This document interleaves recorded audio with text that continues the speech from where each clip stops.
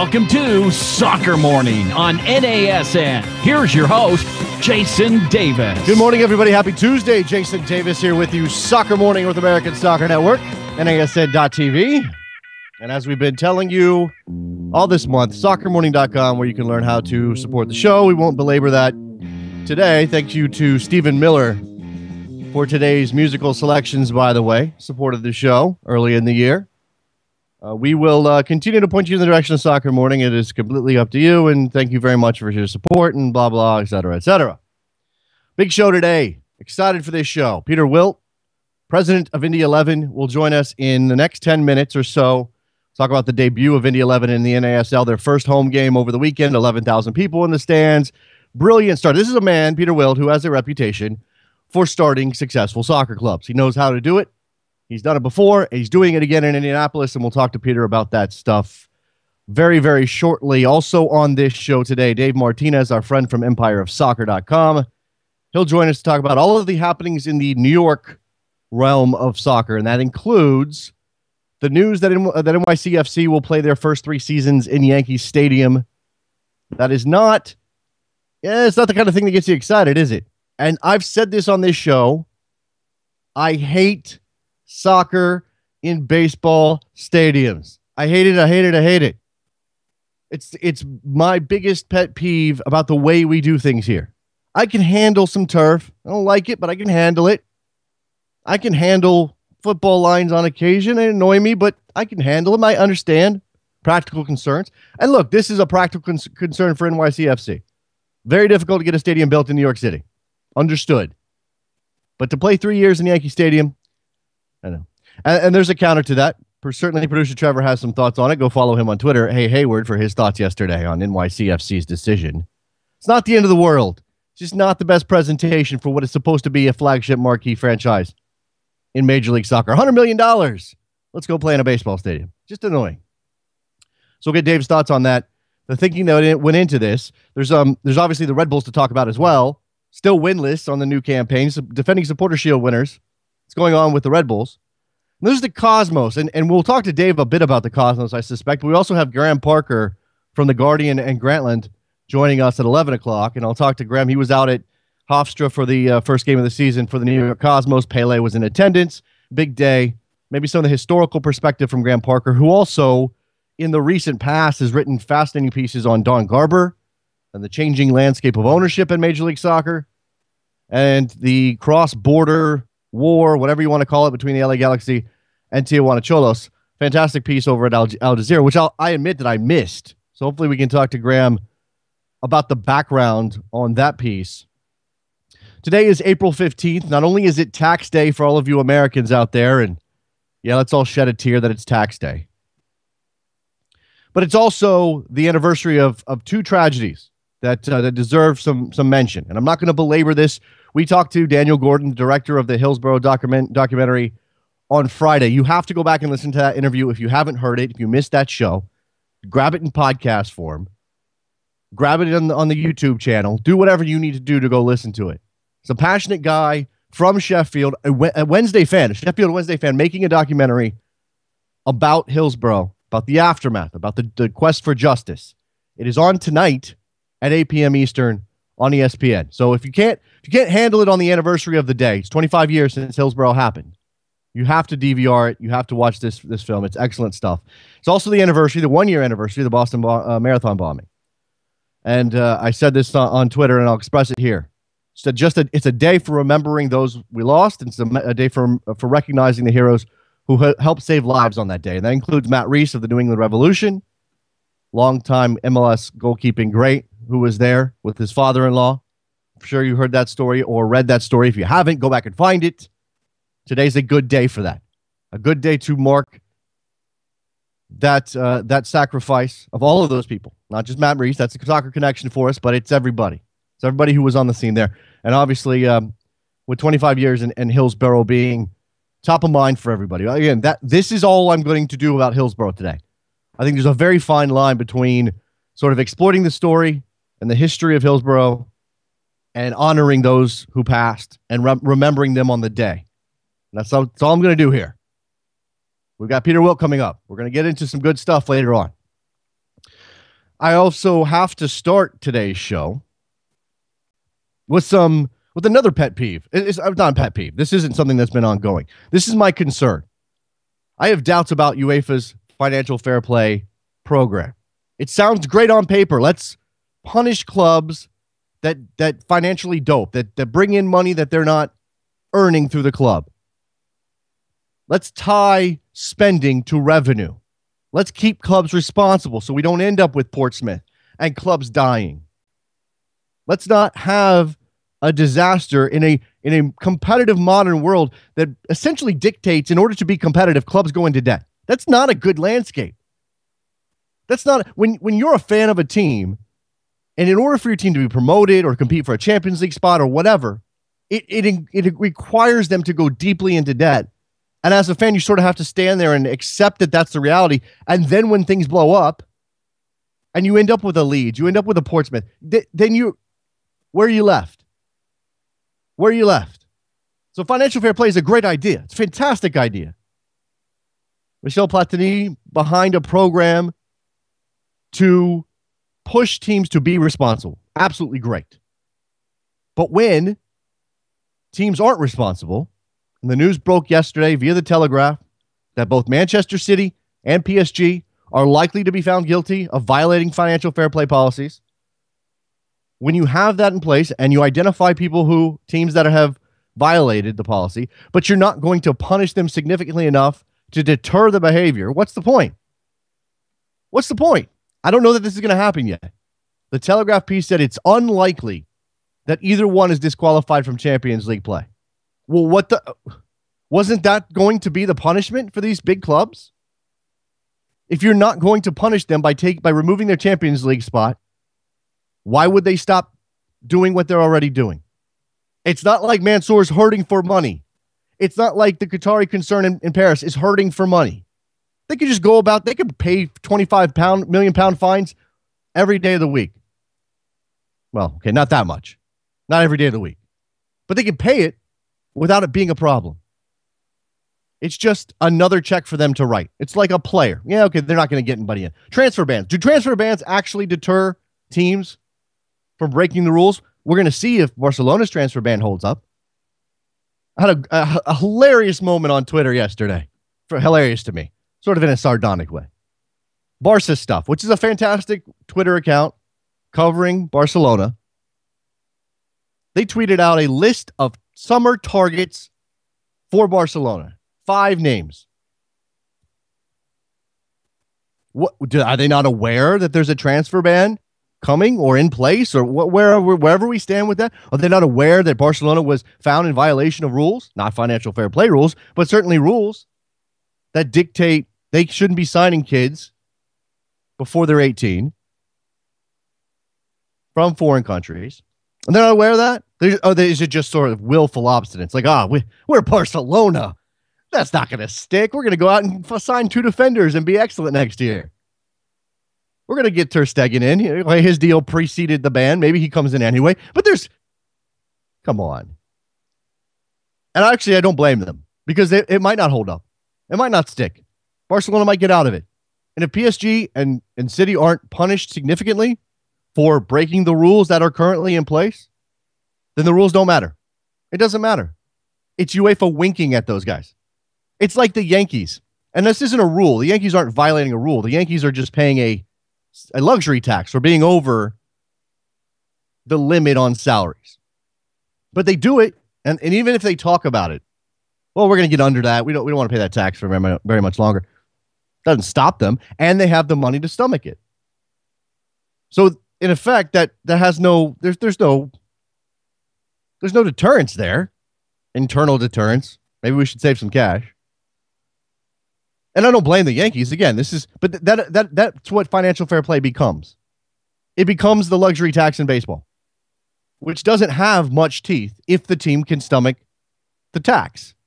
The Yankees can stomach the tax. City can stomach whatever financial punishment is levied. So can PSG. Transfer bans for what? 2 windows? All right. I guess. And certainly those clubs spent money to bring in the players. That's how they got good. That's how they climbed to the top. of the European game, but they did. They're still not there yet, by the way. Neither one of them going to get through into the semis of the Champions League. It just bothers me because, again, if you're going to have the rules, because for City and PSG, doesn't matter. There's no effect. All right, let's take a break. When we come back, excited for this. Peter Wilt, president of Indy 11, will join us. We'll talk about the debut of his club in Indianapolis. 11,000 people, atmosphere, fantastic. NASL jumping off in Indiana. Don't go anywhere. Be right back.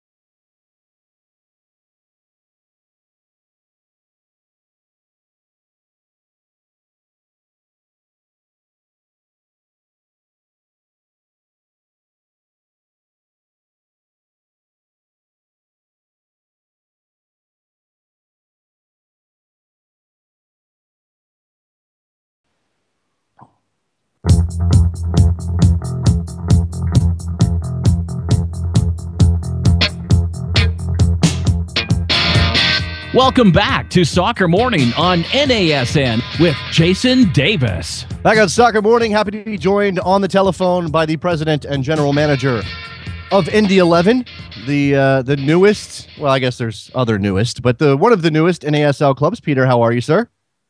Fantastic. Good to be on the show, Jason. I appreciate you coming on 72 hours after the debut of Indy 11.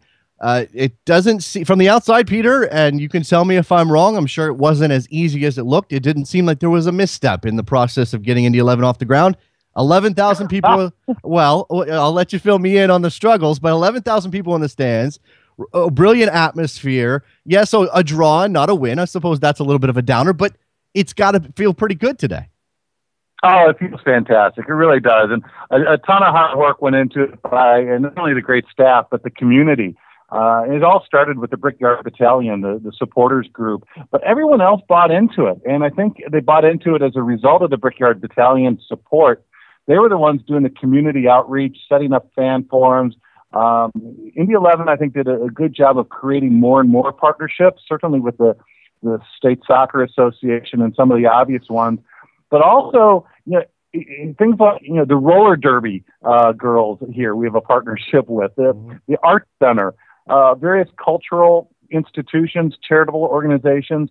It's become bottom up. It's become so well connected into the fabric of the Indianapolis community, not just the sports community, but really the entire landscape of what people do, feel, play, work in Indianapolis. Indy 11, I've never seen anything like this. I think a lot of it is also the timing. Mm-hmm. The sport is finally hitting the mainstream in America. I mean, this is middle America. Indianapolis is as mainstream middle America as you get.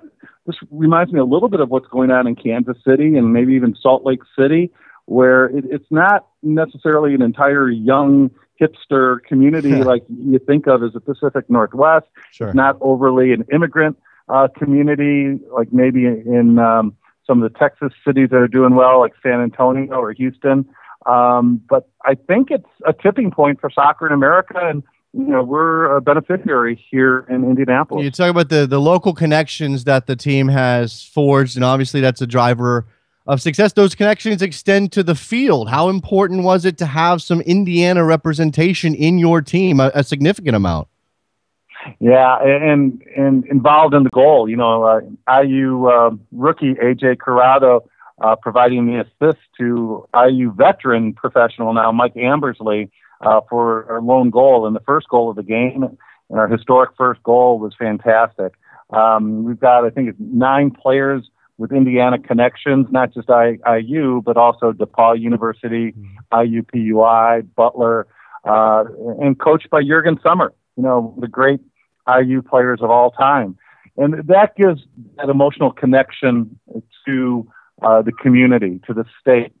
It's important because if people want to watch just the best soccer they can just turn on the television on Saturday morning and watch a better brand of soccer, I suppose, than what they'll get here in Indiana. But you need more than just quality soccer. And I think we're going to develop into a very good team. But you need that emotional connection, the tie-in locally, and having those 9 or 10 players from Indiana really helps. But we also have some great talent from around the country and around the world, signing Kleberson, signing Christian Nieck, the former Bundesliga goalkeeper, Eric Morales, the Honduran national team defender, gives us credibility. And, the soccer fan is pretty well educated throughout America and in Indianapolis. So you can't just throw a bunch of locals on and say they're from Indiana and expect people to buy into it. Now, Peter, you guys quite famously sold 7,000 or had 7,000 season ticket deposits. If there's a different number, let me know. But the 11,000 people in the building for the debut, that's obviously an amazing crowd at the NASL level. What is the future for where you expect to be in terms of attendance throughout the season? I'm hoping we sell out every game, of course. I think this Saturday will be a real good gauge on where we end up for the rest of the year. I think in any sport, the second game of the year is always the hardest. Baseball's home opener always is the biggest crowd of the year for most teams. And then the next day or the next game is that hangover where they may have the smallest crowd of the year. We have limited tickets available right now for Saturday. So I've got a pretty good feeling we're going to sell out this Saturday as well. And if we do, the momentum's going to keep going. And, I've been accused of being a bit of an optimist, but I do think we'll pack the house all year long. And that's half the battle, Right. We certainly want to have success from a business standpoint, but we want to be successful on the field as well. We want to compete for championships. We want to give fans an entertaining game experience. And that's ultimately what it's about. People have to feel like there's a value for what they're investing in. And by investing, tickets are $10 to $30 for the regular tickets and $40 to $100 for the premium seats. They have to get a value for their money. But I've always said the investment of their time is the bigger thing. We need to show people that coming to the games was worth 4 hours of their day or whatever it is for getting there early, staying late, the game itself. And that's the fan experience. And the traffic, the lines at restrooms and concessions, the PA announcer, the security, the team on the field, of course, and then the atmosphere provided by the fans themselves. The Brickyard Battalion on Saturday was amazing. 45 minutes before the game, they're standing, they're filling the stands, they're singing in unison. The section banner, TIFO, they unfurled in the game was remarkable. And if we keep that up, I think this is going to bode really well long-term for the sport in Indiana. I guess that leads me directly into my next question. You obviously had a target date, the home opener, the debut of pro soccer in Indianapolis in the form of Indy 11, but your mind can't just be about that day. It's got to be about a long-term building process. Is it tough to sort of balance out what's going to be a big deal on Saturday versus what's going to make this team successful for years to come? Oh, yeah. And that's a great question, a great point. I was making it to some people last week. I said that last Saturday felt more like the beginning, or the end of the beginning than a beginning of something else. I mean, we had all targeted that home opener, that inaugural game, and that was our focus. It was like we weren't thinking beyond that first game. And then you get to that first game, and it's like, well, now what? I mean, it really was the end of a very important stage in the team's development, and then you move forward. The next stage it's in a way it's where the work really begins. I mean, certainly a ton of foundational work went into this by a lot of people, but the next stage is critical, and it's really rolling up the sleeves and keeping us going, making sure the customer service is good. Because, frankly, we messed up a lot on that home opener, a ton of lines. The food and beverage lines were ridiculous. The merchandise stand lines were long. The parking, we had problems. So we recognize that there's a lot of areas for improvement. We've worked really hard the last few days coming up with plans to resolve those issues. And I'm confident we will. And it's critical that we will. Because if we don't, it'll be a one and done. People will say, well, yeah, but it was too much of a pain to be worth it. I'm not coming back. So we're focused on improving those elements and looking towards the rest of the year. The other issue that's percolating in the back is a stadium. Long term, we want to have our own stadium, 18,500 seats, that's made for soccer. It's a really challenging venue at Carroll. Keystone Construction did an amazing job ramping up the capacity and the amenities. We added a dozen suites. We added 5,000 temporary seats, including some premier sections. Improved the look, the aesthetics. It's a much better experience than it would have been a year ago, but there's still a long way to go. That stadium future, is that something you can talk about? I know that there's been a setback in the last month and a half or so. What's the immediate possibilities of getting that back on the table? I don't know that it's so much of a setback. We expected that this first go around in the legislative session was going to be a tough one. It was a non-budget session. The state legislator usually takes these sort of bills in budget sessions, which in Indiana is in odd-numbered years. So that's going to come up again next January. We were able to get the idea out and float it by people. It got some great support in committee and in the House. And the Senate just wanted to see more detail. They needed more time with it. And we'll spend the next 8 months or so educating the public and the legislators on what this is and how it's being funded. And we're confident that when it comes back, we'll have their support. Now, this is not your first rodeo, Peter. You've been through the launching of a major professional soccer team in the Midwest before, and I wondered if there's, if you're having flashbacks, how does this compare to the Fire experience? I mean, I know you've been involved in other projects, but I imagine that's as close as you're going to get. Yeah, this is my fifth launch, and they all have their nuances and they're different. But you're right, the Fire one had a lot of similarities to this. It's weird. I almost feel like deja vu all over again, as Yogi Berra would say. Which, if it has the same ending that 1998 had with the Fire, I'll be thrilled come November. Well, that would require a double, would it not?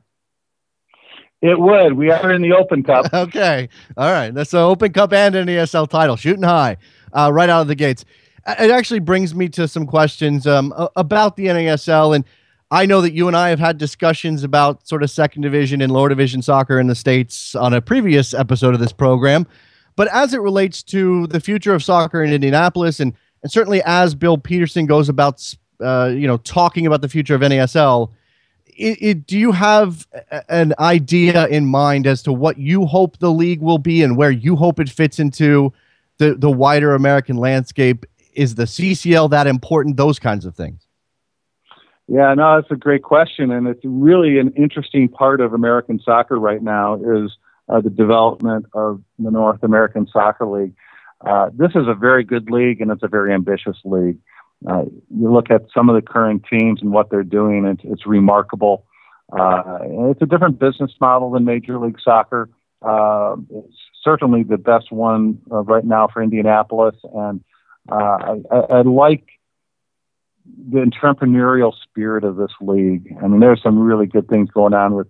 I think the underdog story of the week was Tampa this week. I mean, the great attendance they had, the new ownership, the new leadership in Tampa is really doing some remarkable things, and I think that's going to be a story to keep our eyes on.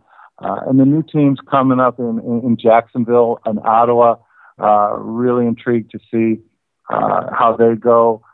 Minnesota's got some good things going on there. The Cosmos, of course, are the model franchise in a lot of ways in this league. And this is a strong league, and it's getting better on and off the field. We need to compete on the field and improve the quality, and I think you'll find that. I have no idea how we're going to do this year. I know we have a good team in Indianapolis, but I'm not sure about all the other teams. The whole league has really improved on the field, and they're also improving off the field. So this league can be, a first division standard league. That's Indy 11. We want to operate at a first division standard. Kind of regardless of what the official designation is, we want our fans to have a best in class experience. There is, you mentioned the difference in business model, and rather than go into any qualitative judgments over which is better, you say this one fits Indianapolis. Absolutely, take your word for that. But is there as much of a community all for one sort of sense in NASL as there might be in MLS? I mean, I actually don't know for a fact that this happens, but we know the league has sort of helped teams get along and maybe improve their business in their communities. Is that something that's happening in NASL? Is there a community spirit about everybody propping everybody else up? I know there's plenty of best practice sharing and off the field support for each other. On the field, no. On the field, there's rivalries. There's competition. There's teams that don't like each other, and I think that's a good thing. Does Indy 11 have a rival? How are you guys going to develop a rival? Is it going to be Minnesota because you're in the general area? I mean, that's a long way away still. Well, I will say that Carolina did a couple of things last weekend that will help start a rivalry there. But we need to have a regional rivalry. The best rivalries are geographic. And, I think Midwest expansion for the North American Soccer League should be a priority, though. There's plenty of parts of this country. The West Coast doesn't have any NFL representation. So down the road, I would think that would be a logical location for it. Now, there are a lot of positives for NASL. Obviously, MLS is grabbing some new markets and doing some pretty big things. But with all of this growth comes the questions that have sort of dogged American soccer for a long time, Peter. And it's whether or not it can be maintained and whether or not these leagues stay afloat and these teams stay afloat. We've had way too many clubs come and go over the past 30, 35 years in this country. What protections would you advocate against that kind of thing happening? Are we in a fundamentally different place in terms of ownership and deep pockets and that kind of thing? Will that save these clubs, or is there still some question over the long-term viability? Well, it's a number of issues. Certainly the quality of ownership is one of the keys. I think the improvement in the marketplace for soccer in this country is another stabilizing force that didn't exist 10, 20, 30 years ago. The baseline parameters for ownership really do help with the North American Soccer League in particular. That the minimum net worth, the qualifications for market, that sort of thing are in place to prevent teams coming and going. There's much more stability, I think, now in the world of American soccer than there was even 5 years ago or 10 years ago. And part of that is just the improvement in the marketplace. The fans are there now. The soccer world in America has been in place for 20 or 30 years. mostly through participation. In the last 5 or 10 years, it's improved from a spectator standpoint, and it's borne out in the annual ESPN Lucre poll that shows that among American sports fans, soccer is now a top 4 sport. Among American sports fans age 12 to 24, it's the number 2 favorite. Gives stability a chance. It still requires proper ownership and proper management. There's more qualified sports executives now, soccer executives now, than there were 5 or 10 years ago. And I think that's a big part of the growth. We keep talking about American soccer's growth in terms of player development, but an underappreciated aspect is the development of soccer business people. When I got into this business 25 years ago in soccer, there weren't many people like me that kind of knew the soccer end and knew the business end. Now there's a plethora of people that have been through it, and that's a credit to Major League Soccer. They've developed some really good talent off the field as well as on the field. And that is going to go a long way in the stability of the sport here.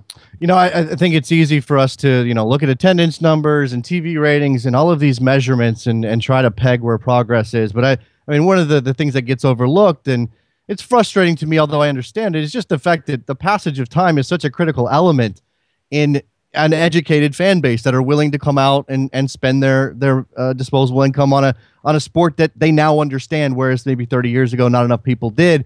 And you mentioned that Indianapolis isn't really a Portland-style market or a Texas-style market. How much of your fan base, and I don't know how you can, I don't know if you're doing demographic studies on this, but how much of your fan base is sort of the youth soccer side, which, was once the focus, and how much is going to be more of the sort of avid sports fan who just happens to be a soccer fan as well? Yeah, I think the breakdown of the 3 key demos is, in terms of raw numbers, is probably 60-30-10.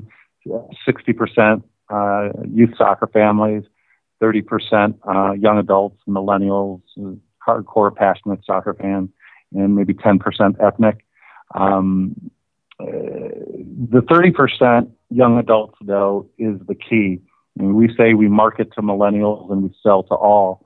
The 30% serious soccer fans are watching world soccer that really care about the team, and they know what's going well and what isn't going well. They get upset when we lose and excited when we win.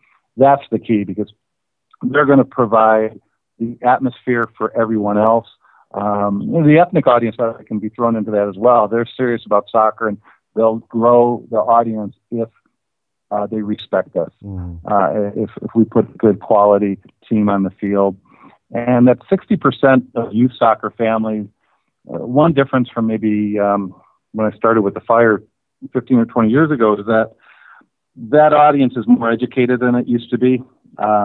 Certainly more travel soccer players that are really into the sport, and they're becoming spectators of the sport instead of just participants. So when you say 60% youth soccer families, it's not just rec soccer families where the kids are looking for the mascot and the dip and dot stand.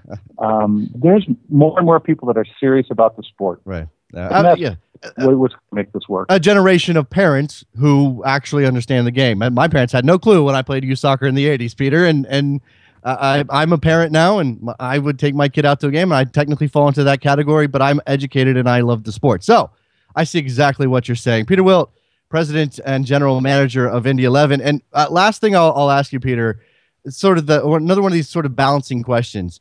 Your hand is in everything that's happening there.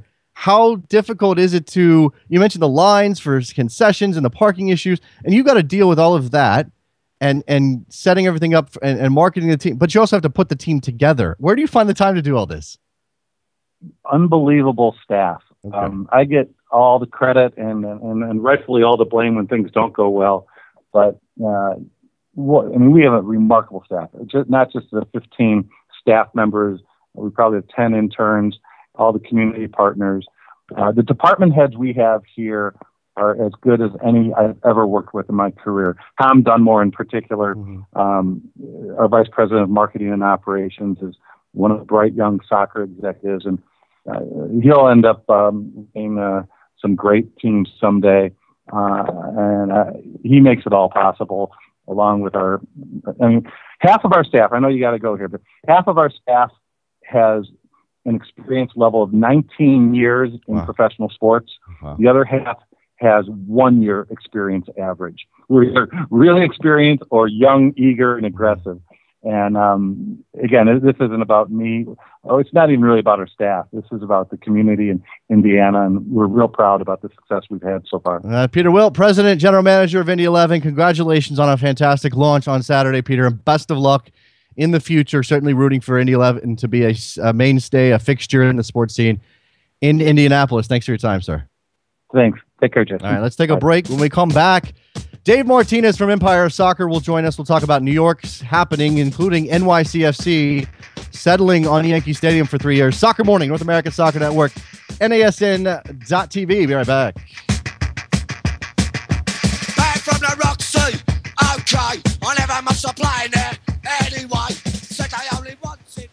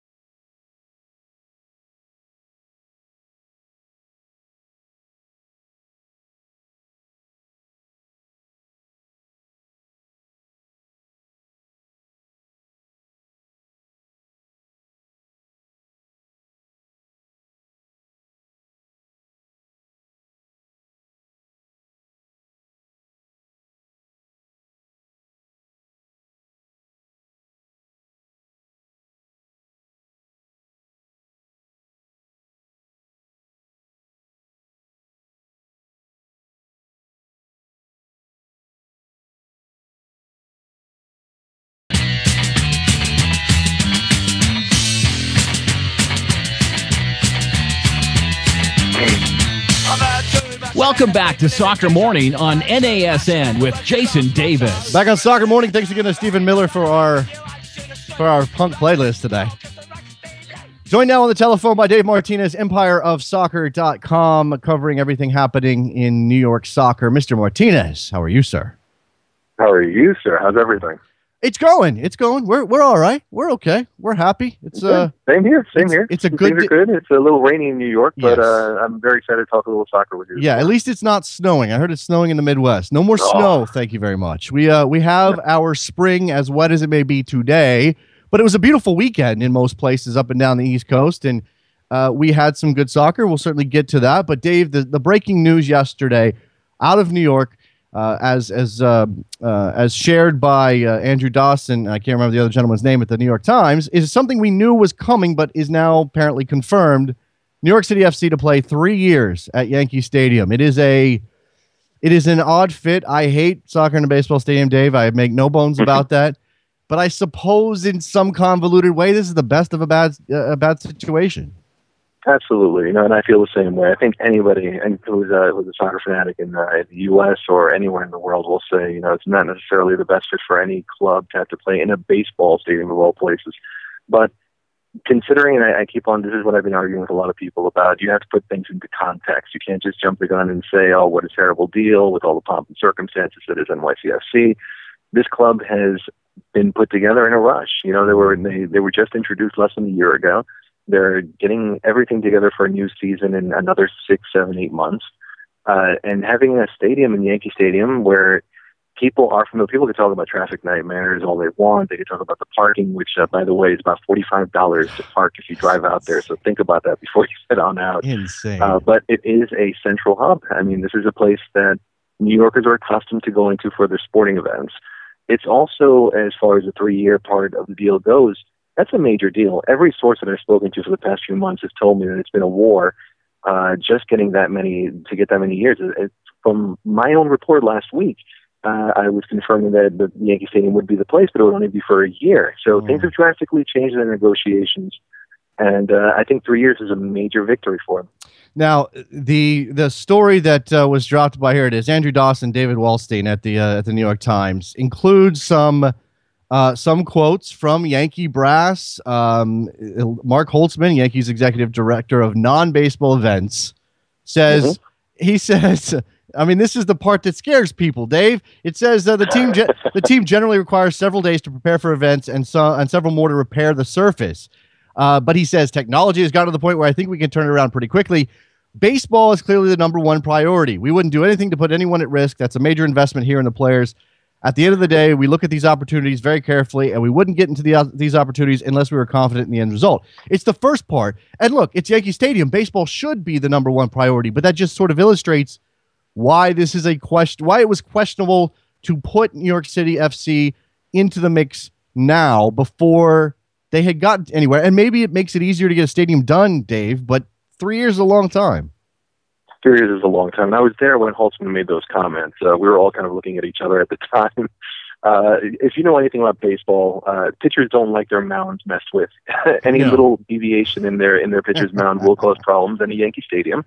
They're going to have to lift it. They're going to have to lift it in order to make this happen. Now, as some people within the NYCFC offices have told me, there are, in baseball, many road days where they're out for a couple of weeks from the stadium, giving them plenty of time to rehabilitate the field and make sure that it's playable for both soccer and for baseball.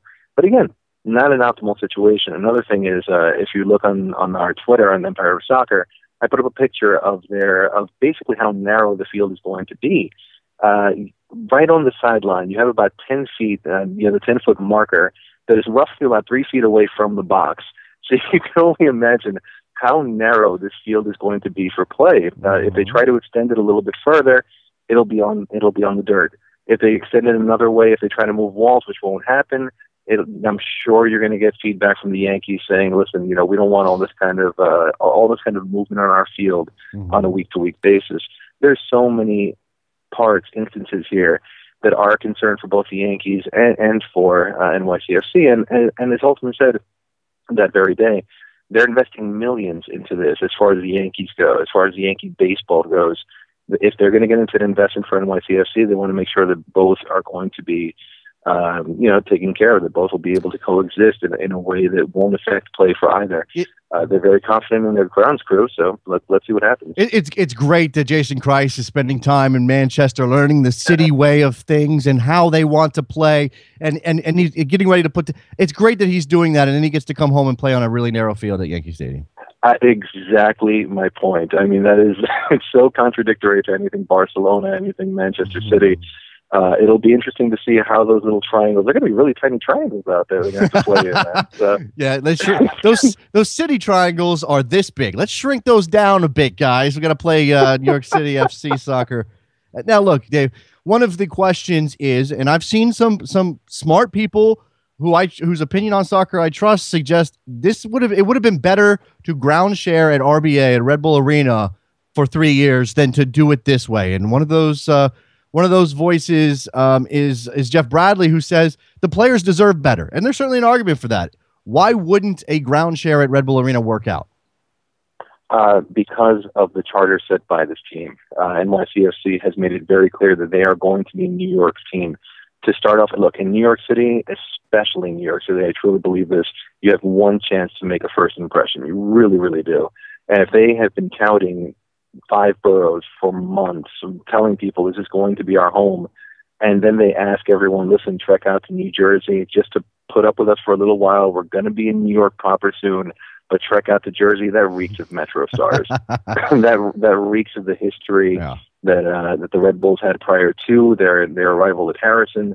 and you're going to lose the fan base. And what is the point then of having this team? It's going to be not only a failure for this young organization, but it's also going to be a black eye to Major League Soccer, which has also been pushing this project for years, trying to find a home in the boroughs. It makes them look like, well, they rushed to a decision to award a team in New York because they wanted to award the team in New York, and that argument has been there the entire time. So why feed into that? As much as I respect Mr. Bradley, and I love his work, it may be good for the players, but it's not good for the league, and it's not good for the image of the club. Yeah, and now MLS, again, you can argue that they rushed it. The deal is that this team is here. They need a place to play. Yankee Stadium, again, probably the best of a bunch of bad choices.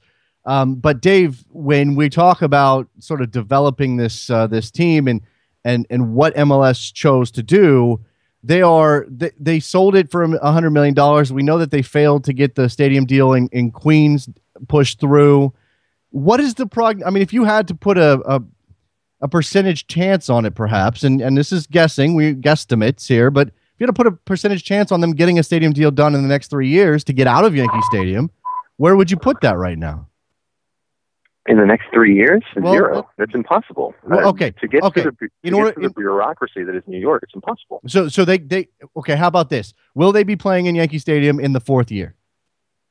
Listen, you have to take a look at what the first year is going to look like. As I said before, the 3-year deal surprises me because every source that I've spoken to up until this point has told me that there's been hesitation for Major League Baseball, some hesitation within the Yankee organization itself, saying, is this going to work for 1 year?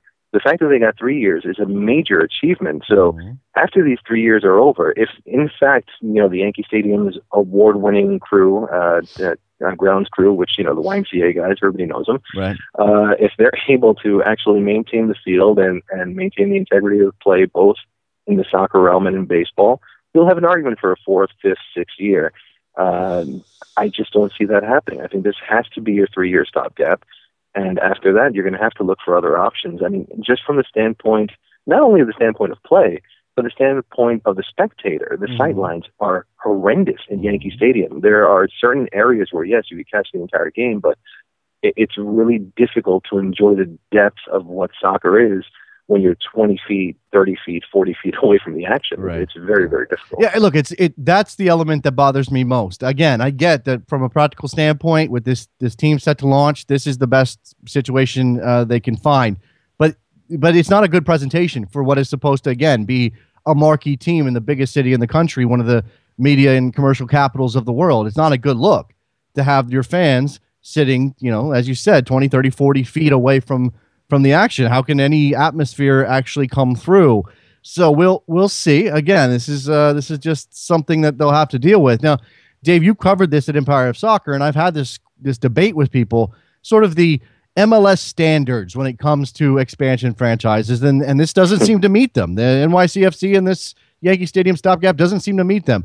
And I'll say it. No, it doesn't meet any of them. I'll say it again because I think whether or not you like this or not, it doesn't matter. Here's the reality: New York gets a pass. New York's on a sliding scale because it's New York. Those standards don't apply. And you know what? I'm from New York, and you would consider me to have a bias, but you're absolutely right. No, they don't play because it's New York, because New York is such an important market. I said it on the show previously, and I'll say it again. New York, in order for soccer to really take off in this country, it has to be cool on the East Coast just as much as it is on the West. And New York has to be the central hub of that. Whether it's a team everybody hates or a team everybody loves. Right. It has to be a team that drags the attention from outside sports fans, the casuals, and brings them in. NYCFC has all the elements, but none of the criteria set forth by MLS. And the main element they have is money. They have money and tons of it. They have organization and tons of it. Their scouting network is going to be, bar none, the greatest in the league. They will be able to find players on a regular basis, consistently, using Manchester City's resources. They will blow away the competition. They have a lot of things going for them, but they need absolutely no criteria for inclusion. Yeah, hey, look, if they're going to play in Yankee Stadium, at the very least, it gets people like Francesa talking about it because, hey, we're putting soccer in your stadium, Mike. There you go. So that's something to look forward to. Let's move on from NYCFC. We certainly could spend an hour talking about what's happening here, but it is what it is. We'll see how it plays out. Let's talk about New York's original team, other team, Jersey's team, however you want to look at it, the New York Red Bulls. who have not yet won a game in 2014, Dave. They lose to DC United 1-0. They create chances, but they can't put the ball in the net. Is it time to panic for Mike Petke? Well, according to the team, it's not. You'll get a lot of argument from the fan base, but from Mike Petke on to Thierry Henry, who one of my favorite quotes, I don't have it in front of me right now, but after the match, he says, I can be a bit negative. It kind of caught me. But yeah, even Thierry Henry saying that, the team made strides within those 90 minutes. They may have lost, but they were the better team throughout it. I think the ineffectiveness that they have up front, the inability to get a shot on net is what's killing this team. They're so trigger shy. One instance in particular that I could think of, Dax McCarty, with a clear shot on net. Instead of taking the shot, he tries to dish out to, I believe it was Henry or Bradley White Phillips. And that was a microcosm of what's going on with the Red Bulls this year. There's a possession style that is aimless. There are chances that pop up just all over the box, but no one's taking their shot. This team's in need of guidance. I think Petke in his second year has it a bit more difficult. There's a lot more man management that he's got to go through. There's a lot more direction that the team needs, and his team is targeted each and every week for being the Supporters Shield champions. Yeah. With that comes pressure, and with that comes a lot of a challenge for a coach to structure his team to be competitive each and every week. Right now, it's falling a bit short. You mentioned the lack of shots. This is why you don't let Fabian Espendola walk. I mean, the guy is a shot machine. At least he has been in the past. So New York Red Bull with plenty of hills to climb and things to overcome. I guess, when you don't make significant changes, I know they signed a couple of guys, and I could ask you about how Armando's working out, considering it's been a little bit of a rough go. But when you stand pat after a Supporter Shield and everybody else around you gets better, it might not be easy. What did you ever get a real sense of why they mostly stood pat, Dave? Well, it's a pair of things, and they will sell you the idea on the outside that it's mainly because the team did so well last year. They want to reward their players. The real reason is, you saw the MLS salary numbers that came out last week. Take a look at that. Do the math, and you'll see that they're very, very tight under the cap right now. There's really not much wiggle room. During the off season, they basically had to unload Marcus Holgerson, and he was on a guaranteed contract, so they ate money to get rid of Marcus Holgerson to clear cap space and bring in somebody like Armando, who was a veteran, who was a leader, but a bit of a red card waiting to happen, and try to replace him in that sense. It's the Red Bulls are just right now in a very tight spot when it comes to their budget. And whether they want to admit it outwardly or not, I think that guided them a bit more than their desire to just keep consistency with the club. Let's talk about a third team in New York while I have a chance with you. I'm going to talk to Graham Parker, who was also out at Hofstra for the first game of the New York Cosmos season. But I'm going to ask you about, and I'll get to Graham about Pele and his appearance and everything else that's going around with the history. But Dave, I got to ask you about the quality of this team. And we know that the Cosmos have more resources than anybody else in NASL. Peter Wilt just called them their model franchise in that league. They won the Soccer Bowl, they won the Soccer Bowl last year. It's not going to be called the Soccer Bowl this year. I have to get this straight. They need to they need to prove it over the course of the entire campaign, because they only played half the season last year. They beat the Atlanta Silverbacks 4-0. It's a new look at Atlanta Silverbacks. What did you take away from that match from a Cosmos perspective? First, I'll take a look at it from an Atlanta perspective, which is there was a lot of turnover in that team. That was not the club that was challenging to the Soccer Bowl last season. That's the first thing I'll look at it. But from the Cosmos perspective, it's a continuation of the progress they made last year. I think anybody that, and like myself, who devours Major League Soccer content, you look at teams each and every week, and you're comparing them back and forth. I do think that this Cosmos team, with the talent they have, they can be a lower level MLS side for sure. They have the talent for it. The young kid, Matt Stokelain, has been, before he had a standout year with Stabæk last year, he was a prospect within Norway's system, a major prospect for their future. Injuries kind of sidelined him. And like a bunch of other players that the Cosmos have taken on, they've kind of nurtured this kid and say, hey, you know what, come on board. Make a name with us, and you'll be able to find your way back into the Norwegian national team. Danny Satella and Marco Senna continue to be rocks in the midfield.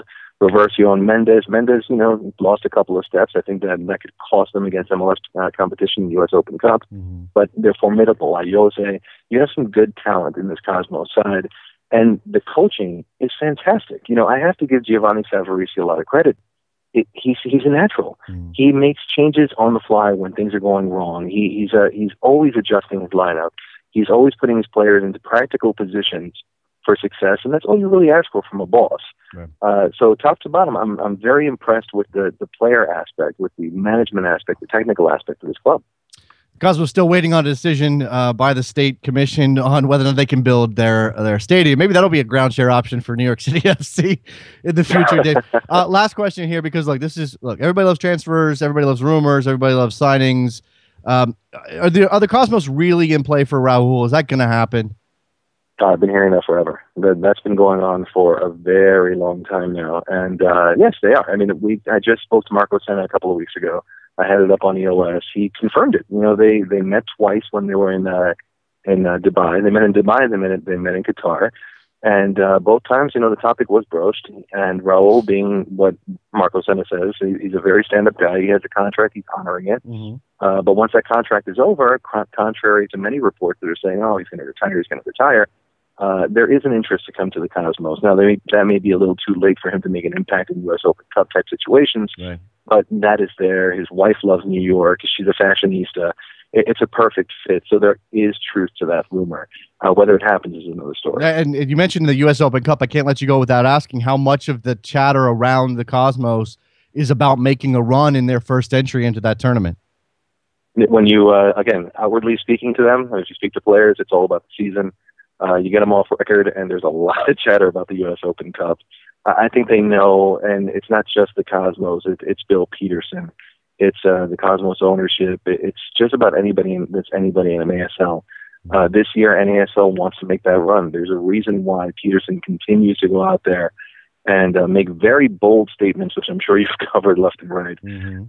They want to make a statement this year. They want to prove that they are, yes, a second division league by designation, but that does not mean that they don't have the talent to play with the big boys. Yep, it's going to be fun to watch the Open Cup this year with those NASL sides striving to make big noise. Dave Martinez, EmpireOfSoccer.com. What I called on Twitter one of the last remaining great independent soccer blogs out there. You have to check out Dave's work. Thank you very much for your time as always, Dave.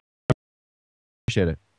No, thank you, sir. Always appreciate it. Right, let's take a break. When we come back, Graham Parker from Grantland and The Guardian, also a New York guy, New York-based guy anyway, will join us to talk about the Cosmos history, Don Garber, maybe Cholos in LA Galaxy. Don't go anywhere. Soccer Morning with American Soccer Network, NASN.TV.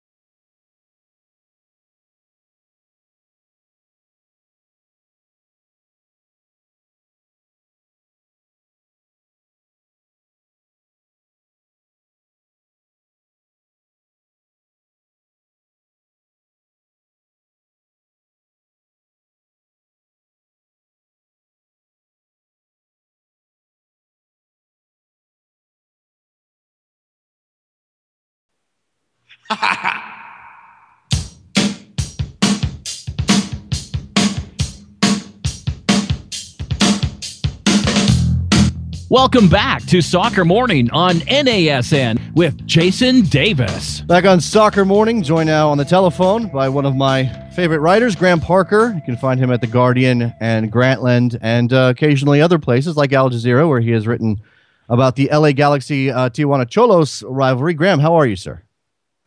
I'm pretty good. Pretty good. It is. It's an interesting day in American soccer and in New York, where you're based with the New York City FC News. I just got done talking about that, but I also want to talk New York Cosmos. I addressed with Dave Martinez sort of their prospects for the season and what their goals are in terms of a playing standpoint. But I always love reading your takes because you incorporate all of the history that the Cosmos are attempting to leverage as they make their big return to American soccer. And your piece at the Guardian focused on sort of Pele's influence on the club. Is there any way to sort of frame the balance that club is trying to strike between, hey, we're a real club trying to play some good soccer, and, oh, look, we have Pele? I think it's really difficult. I mean, I think I used the phrase threading the needle, and that's the impression that you got of, like, they can't not use. If Pele is going to be anywhere within the tri-state area, they're going to go, can you just come by, on the match day? They can't not use him. They know that they were going to do big promotional pushes around him, and it is so huge. But then, it's happening at a university soccer stadium. It's perfectly nice, but kind of modest. It's NASL in its current incarnation. So you do have this kind of tricky balance that they're trying to negotiate. Now, it's no secret that Pele is... he has an entrepreneurial spirit about him, Graham, when he flits around the world and shows up to various events. And he's got a reputation as being a guy that, hey, if you give him a couple $1,000s or whatever his going rates are now, he might show up to your event. But it seems to me, and maybe I'm wrong about this, but it seems to me that one of the most honest relationships Pele has in the world of soccer and sort of making his face part of the event is with the Cosmos. Is that true? I think you can make a fair argument to say that because, yes, there is this other side, this commercial, being there at the opening of an envelope side. And then he does actually kind of put his money where his mouth is when it comes to the Cosmos. He does show up, usually late, but he shows up. And he's talks with genuine affection about that team. And you sort of think about it being a classic, like one team, one country man right up until the point where he joined the Cosmos, the fact that he was a national treasure for Brazil. And then, actually having this other relationship in his life was going to be a significant one. But he certainly honors it. There's an interesting disconnect for me. It's one of the more fascinating stories in American soccer for me right now between what the Cosmos are right now. And yes, they can get Pele out to their home opener, but as you said, a modest college stadium. A disconnect between what they are and what they hope to be. And one of those elements is the stadium and obviously competing on international levels. How does that manifest behind the scenes or with club executives or even with the team when Gio Savarese talks? I've interviewed a couple of the club executives at various times, and you sort of talk about their ambitions, and they're a little bit like MLS in terms of that they like to state dates that are just far enough away to give you time to do something, and not quite close enough to really be called to account on. But I did actually run, I sort of said, let's pick a number out of thin air, like 2022, and where do you expect to be by then? And and a couple of the club execs did say they expect to be in Champions League play at that point. They think that the Champions League is going to come round and kind of recognize the NASL in some way, or that perhaps that means that they're going to take the Open Cup more seriously than they ever did in any previous incarnation. I'm not quite sure. They didn't really respond on specifics, but that's where they see themselves being. It is interesting to hear Bill Peterson make those comments that the NASL perhaps should get a bid to the Champions League. There's no precedent that I'm aware of for something like that. They have the path through the U.S. Open Cup. I imagine they'll take it very seriously. Certainly, there's reason to think that they're going to put everything they have into that tournament. But I guess then the question is there any apologetic sense about their aims and goals and what they want NASL to be? Because essentially what they're talking about is direct and potentially damaging competition with MLS. I think it's one of those ideological arguments, that they say, well, you have this monopoly that they would describe MLS as, and then NASL is sort of very free about talking about themselves as a free market league, and it doesn't cost you anything to join, and and all of those statements. And there is a cautionary tale for what happened the last time the free market had its way with American soccer, which was the NASL. So I'm interested in how they can make those claims. What's interesting now, of course, is that the Cosmos are actually playing. They're actually competing. They are actually in the marketplace. Before they relaunched, they were this great notional idea that had lots of potential value or claims that could be made about that potential value, and now it's actually getting tested in the realities. Now, let me transition from the Cosmos, which again are one of the more fascinating stories in American soccer at the moment, and move into MLS, and specifically about Don Garber, who you profiled recently at Grantland, a two-part interview with Don Garber, in which he talked about a host of topics, including going all the way back to 2002 and laying out a plan for the owners at that time, and there were like 5 of them, as to how to get this league where everybody wanted it to go. We're sort of standing on the other side of that, Graham, and yet there are these internal forces that are expressing themselves in the form of new ownership. How does when you talk to Don Garber, and a lot of it is here in the interview, but when you talk to him, do you get the sense that he sees this as a troubling sort of conflict, as a potential for progress? Does he present as a conservative type on these issues? How does it come across? He was very unequivocal that he thought that the expansion of the ownership group over the last 4 or 5 years was the single biggest development in the league. More so than the signing of any individual player, more so than even the soccer-specific stadiums. He was very clear that this ownership base expanding in the way that it has done, and actually faster than the rate of expansion in MLS because of owners divesting themselves of interest, was a truly significant development. And I probably hadn't expected him to be quite so unequivocal about that. And maybe I tried to put words in his mouth a little bit, but he certainly took that up. Now there is that internal battle, and it may not rise to that level. Clearly, all of these gentlemen who are varying levels of very, very wealthy are in it together to push MLS forward and to be successful as a league in a place where leagues never lasted this long. But there's a sense that the younger owners, or the more you want to put Illig in this group, are the more ambitious owners would like to spend more money in MLS. And most fans will tell you, we need this league to spend more money, and the salary cap is hurting the quality of the competition. I suppose the question is Don Garber picking sides, or is he simply the conduit for whichever side is winning at the moment?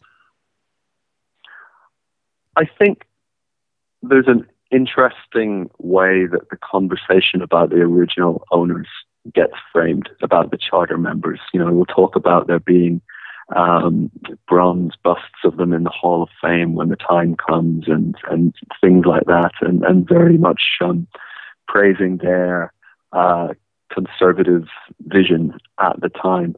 But it's perhaps a little bit past tense in the way that it's emphasized, and that's purely my impression. But that's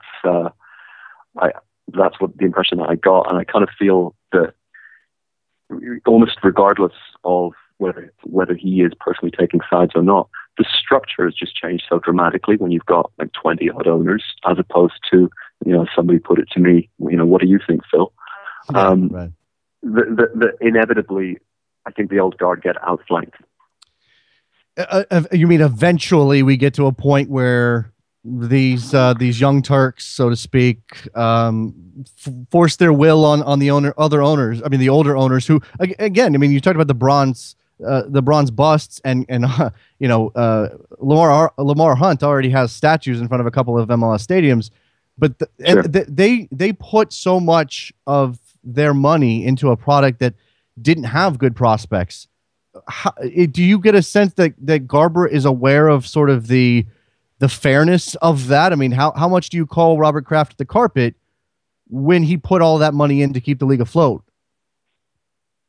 Oh, absolutely. I think that, I think that Garber would see that there's no particular conflict in kind of where the league is at now. He would just say, well, this is where the league needs to be at this point, where you go, okay, who do we bring in next in expansion terms? Well, the Home Depot money of Arthur Blank makes a lot of sense, as much as the territory of Atlanta does. Mm-hmm.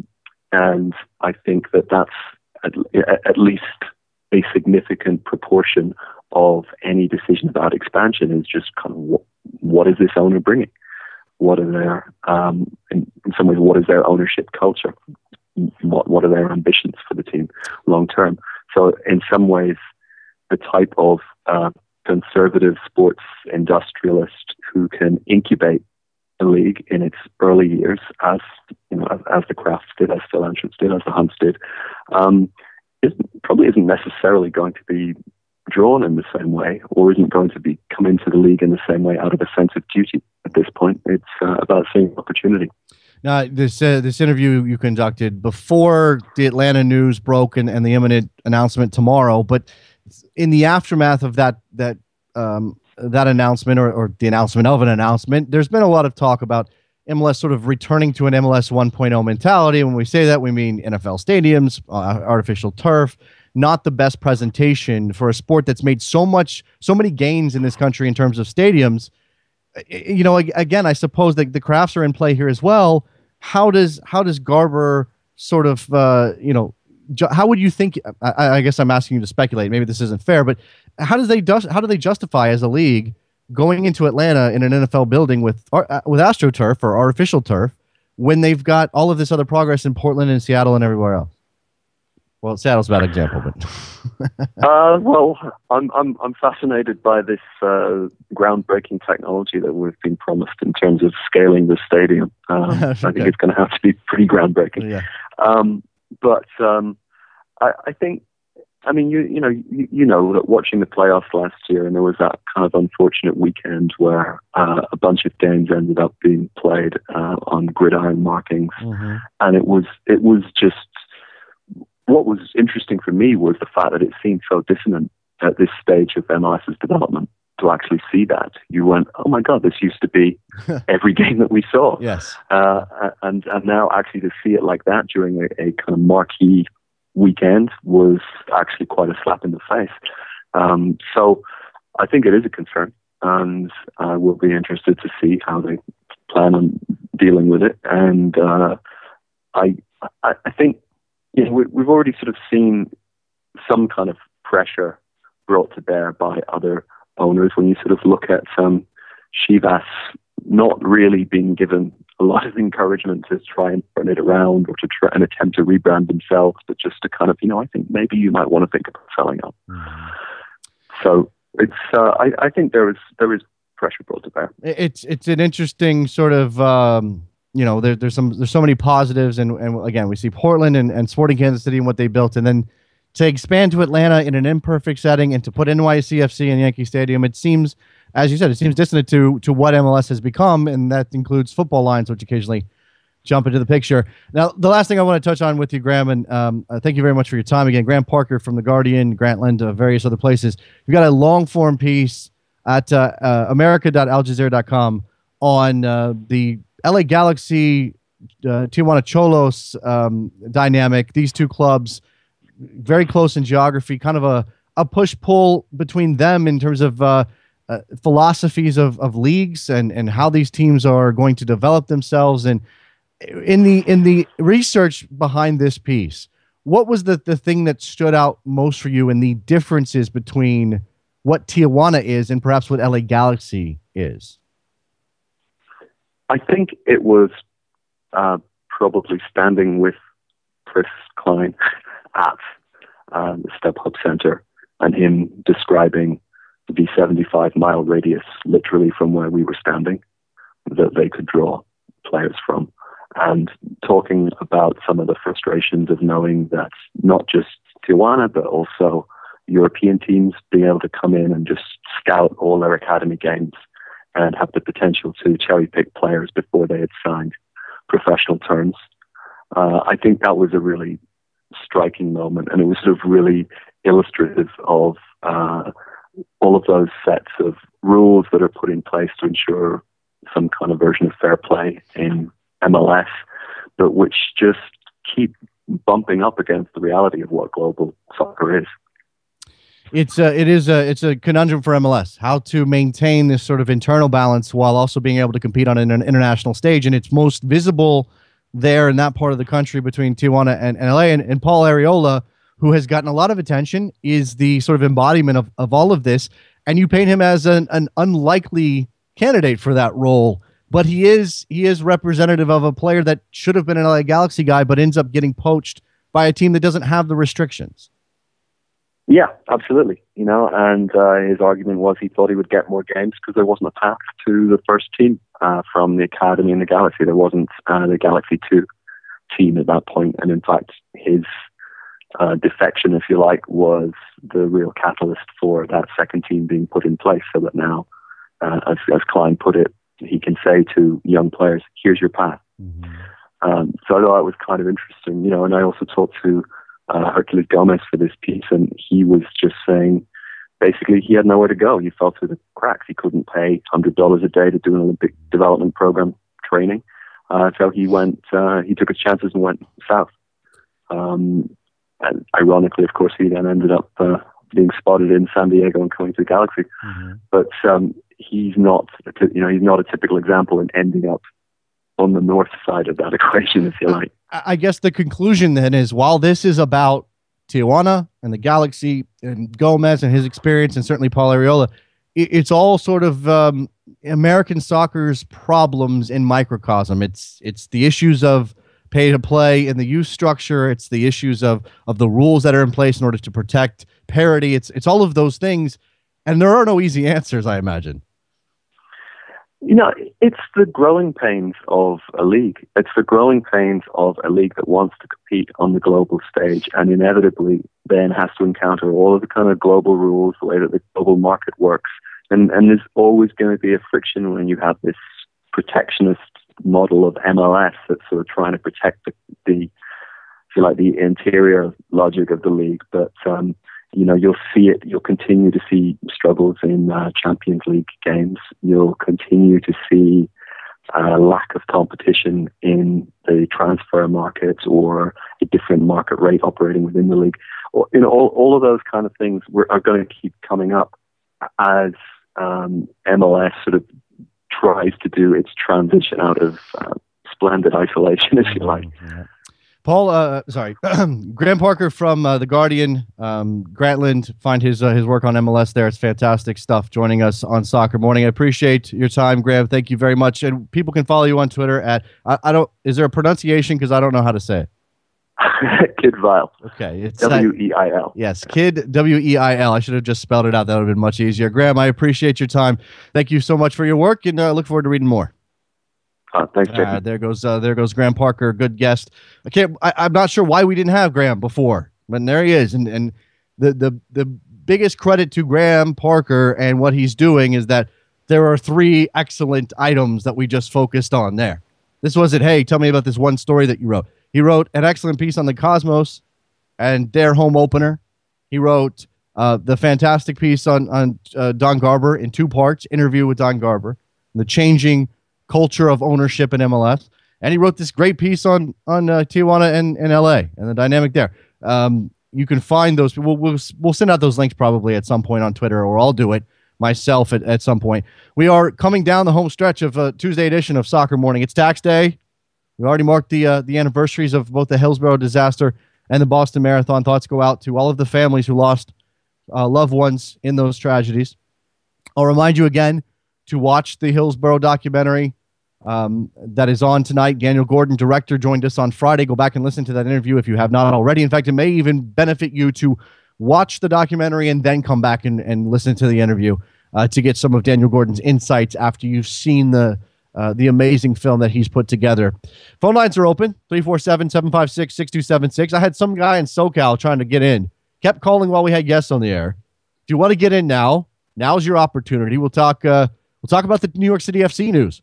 We can talk about pay to play. I mean, this is always going to be a thing in American soccer. Pay to play. We can talk about, although we shouldn't give it attention, and I know I'm going to break my own rule here. We can talk about this Reuters poll. You guys want to talk about it? I wrote about it today. I'm feeding the beast. I admit it. I feed the beast by saying don't feed the beast. But how do you talk about something? How do you say don't talk about something without actually talking about it? My head's spinning now.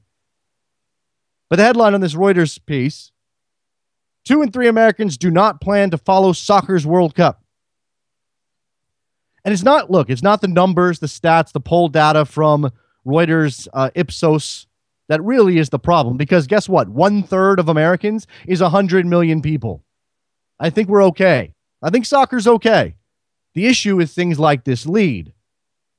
When the U.S. men's soccer team lines up in Brazil to play their first game of the Soccer World Cup in June, their home support may be tepid at best. Tepid, guys. The U.S. men's national team support in this country while the World Cup is going on, is that going to be tepid? Is that what we're looking at here? Tepid support. Again, 2 in 3 Americans are not going to follow the World Cup. That's bad, but 100 million people, 1/3 of Americans are going to follow the World Cup. 7% said they anticipated following it closely. Okay, guess what? That's a pretty comparable number to most big sporting events not called the Super Bowl or the NFL. That's fine. And yet, of course, the reaction is upset and angst and pitchforks and torches and let's go get upset about this. Not necessary. Your sport's fine. Soccer is fine. You're doing fine. Number one, as a sports fan, as a soccer fan specifically, you don't need the validation. You don't need somebody else to validate your choice to enjoy this sport. Is that how this works? Are we on team soccer because we're sports fans and we latch on to a team? We have to latch on to the team soccer? We're all on team soccer, everybody. Somebody's criticizing team soccer. We got to come to its defense. Again, it's doing fine. And I know I'm feeding the beast. I'm talking about it. And the easiest way to get heat for anything is to badmouth soccer in some form. Say soccer's boring. Say soccer sucks. Say soccer will never succeed in the U.S. Give numbers and paint them in a negative light about the non-popularity of soccer, and soccer fans will come running. They'll come running. If I was a PR professional, my job was to get publicity for some low-level celebrity, some D-list celebrity, the first thing I would tell them to do is to go out in public and badmouth soccer. Because there's heat right there. It might be negative from the soccer fans, but people are going to pay attention. Look at all these soccer fans. They're upset and they're sensitive. Poor soccer fans. This is, look, something else I haven't mentioned. That was out a couple weeks ago. Deadspin doing one of their weaker, more terrible Deadspin-esque type things. They ran a tournament, a bracket around the NCAA tournament. The most annoying sports fans. The biggest jerks. The sports fans everybody loves to hate. Boston Red Sox fans are on that list. I'm sure Cowboys fans are on that list. MMA fans were on that list. Soccer fans on that list. And a high seed at that. I don't think soccer fans ended up winning. But a high seed. Because guess what? Soccer fans are annoying. Now I hate to look, it's generalization, and I hate that. And clearly that's not me, and I'm guessing it's not you. Because at some point we all have to move past all of that. Who cares? Who cares? I see the signs of growth. I see people caring about the sport.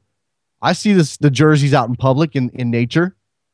Yeah, the local sports talk guy is bashing soccer. So what? That's why this show exists. That's why this show exists.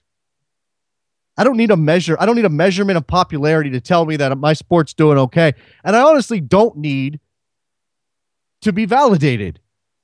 I don't need Reuters to bring me a poll that says soccer is going to be popular this summer during the World Cup. I'm going to watch the World Cup. ESPN paid a hell of a lot of money to get the World Cup. They're going to put on a stellar presentation. Why do I care? They're driving more ad revenue for this tournament than they've ever driven before. I don't get, again, even those of us who know what they're trying to do rise to the occasion. I'm rising to the occasion right now. I'm doing it. But I'm trying to also explain why you shouldn't let it bother you. Don't let it bother you. You're fine. You're fine. Go on Twitter, have an argument with somebody. That's what you do. Another soccer fan, not a hater, because it's pointless. All right. Reminder, listener supported, soccermorning.com. Find out where you can support the show. Thanks to everybody who's helped spread the word. Very nice comments today. We appreciate all of your support, no matter what it is. We are working through rewards from the last campaign and everything else. It's all coming together. We're going to get that stuff snapping. All right. Thanks very much to Peter Wilt. Excellent interview. Dave Martinez. Fantastic stuff. EmpireSoccer.com. And Graham Parker on Twitter, Kid, W-E-I-L. Go follow him for all of his excellent work as well. Tomorrow's Wednesday. We got the Atlanta announcement. What else is happening tomorrow? And there's something else besides the Atlanta announcement tomorrow night. There's something else I'm missing. Does the CONCACAF Champions League final start tonight? Maybe. I'm guilty of not caring because it's just Mexican teams now. No MLS teams in the mix.